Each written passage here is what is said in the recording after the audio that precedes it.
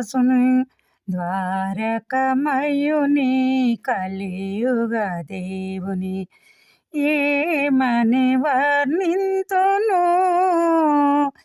ఆ సాయినాథుని ఆ షిరిడి వాసుని ద్వారకమయుని కలియుగ దేవుని ఏమని వర్ణింతును భిక్షగా నివేశములో భిక్షమెత్తుతాడు చిల్లిరేకుడబ్బాతో దర్శనమిస్తాడు భిక్షగా నివేశములో భిక్షమెత్తుతాడు చిల్లిరేకుడబ్బాతో దర్శనమిస్తాడు గగనమంత నిండిన గరీబునంటాడు గగనమంత నిండిన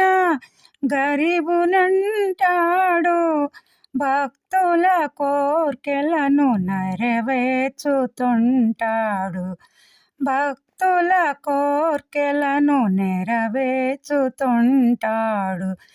ఏమని వర్ణింతును ఆ సాయినాథుని ఆ షిరిడి వాసుని ద్వారకమయుని కలియుగ దేవుని ఏమని వర్ణింతును సూర్యుడు అతడేను సుందర రూపము చంద్రుడు అతడేను చల్లని తేజము సూర్యుడు అతడేను సుందర రూపము చంద్రుడు అతడేను చల్లని తేజము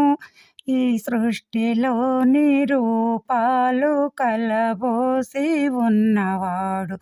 ఈ సృష్టిలోని రూపాలు కలబోసి ఉన్నవాడు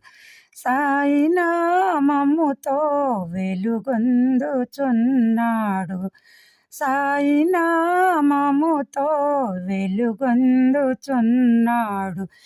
ఏమని వర్ణించును ఆ సాయినాథుని ఆ షిరిడి వాసుని ద్వారకమయుని కలియుగ దేవుని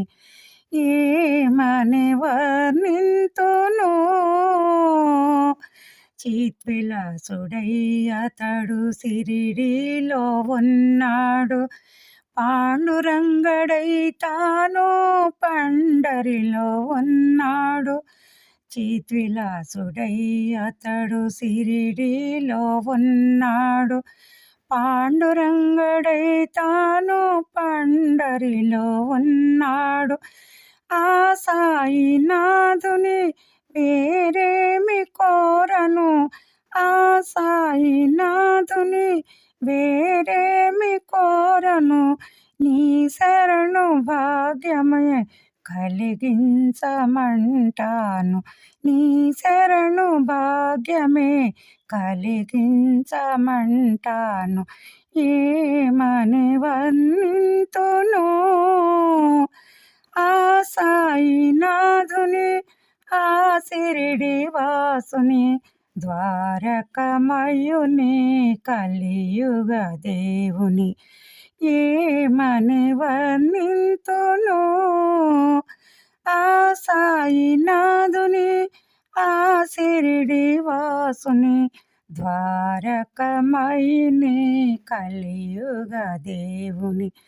ఏమని వర్ణింతును ఆ సాయినాథుని ఆ షిరిడి వాసుని ద్వారకమయుని కలియుగ దేవుని ఏమని వర్ణింతును